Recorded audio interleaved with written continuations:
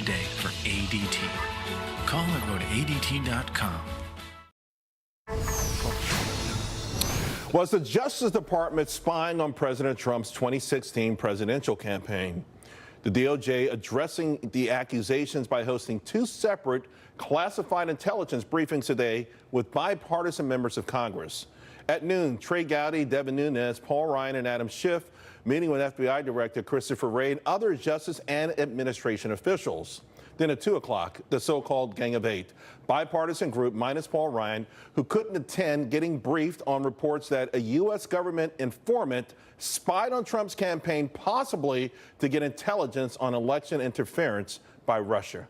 Here now to discuss, Danielle McLaughlin, our liberal commentator, John Burnett, New York GOP strategic advisor, also founder and CEO of One Empire Group, Michael Barnes, former George W. Bush policy advisor and managing partner at DCB Law and Policy, and Gina Loudon, political analyst, and a Donald J. Trump for President advisory board member. Gina, let me start with you. What are your thoughts on this, and where does this take us next?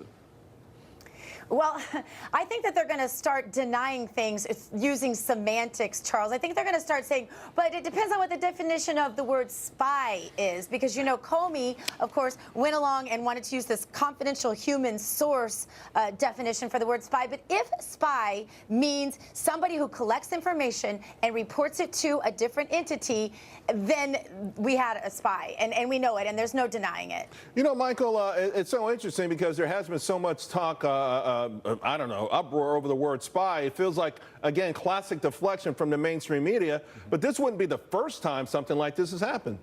No, this is covert activity on the part of the government against a campaign. We need information, and so it's good that we see that the DOJ is providing some sort of information to Congress and the president, but there needs to be public transparency, and there needs to be some sort of accountability here so that we know that not just is the Russian government intelligence service having an influence on our election, we need to know that the U.S. intelligence service did not employ its politics, and we know it exists inside the FBI and the DOJ to try to install a president that they might have chosen based on their own bureaucratic or potential political concerns. This is a big deal. The fact that there's an internal guideline that prevents them from being political, that is not enough when we know that the federal government, DOJ, is violating Fourth and Fifth Amendment rights on a daily basis. They're not concerned by an internal guideline.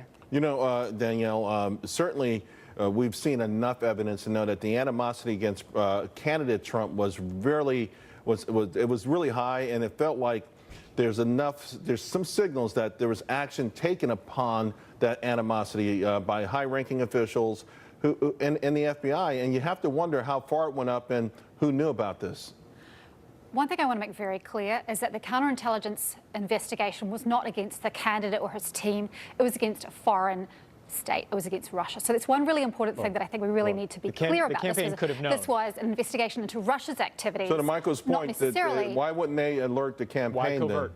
So here's the thing. Actually, they kept it very, very close for very good reason. If they had alerted the campaign and it had leaked during the campaign, it could have been devastating to the president because there would have been word publicly that there was this thing going on. The campaign could have taken action to eliminate their president. We saw this with Clinton. We saw this with what Comey did, the announcements. It was open, it was closed. I remember sitting with you. Double standard. With the second to last letter, thinking this is fine because I understood what was actually going on as a lawyer. It was disastrous for her. They did a huge service to him to keep it quiet. John? Yeah, I'm happy to say I'm a lawyer too, but the double standard is unacceptable in the U.S. government, and alerting the campaign could have allowed them to excise that sort of presence if it existed. The campaign was alerted, just like Clinton was, just after the RNC. I mean, listen, I don't know that a lot of people buy that the government was being magnanimous toward Donald Trump, but what's your take on it? I think all odds were against Trump, and he actually overcame it. But the thing is that, when the government is actually spying on a presidential campaign and also using a fake dossier to actually do it, I think all roads lead to the DOJ with respect to their bias in their review with respect to Donald Trump. And I think we can't wait until the true facts come out of this case to see how it was done, why. What do you mean, we can't wait? I mean, we shouldn't wait. We've been waiting too long already. Well, there's no doubt America has a fatigue over all of this, and there's a clamoring for answers. But do you think we'll get them, John? Hopefully we'll get it before the primary season. I'm not even waiting until the election time.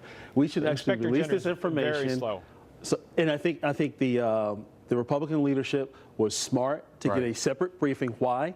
Because the Democratic colleagues will try to eat up the clock, so to speak, in that bipartisan meeting, and we won't be able to ask the questions that we need to solve the question. Well, hopefully today was a major step in the right direction. Hopefully. I think so. I think so. All right, we've got to leave it there. In the meantime, folks.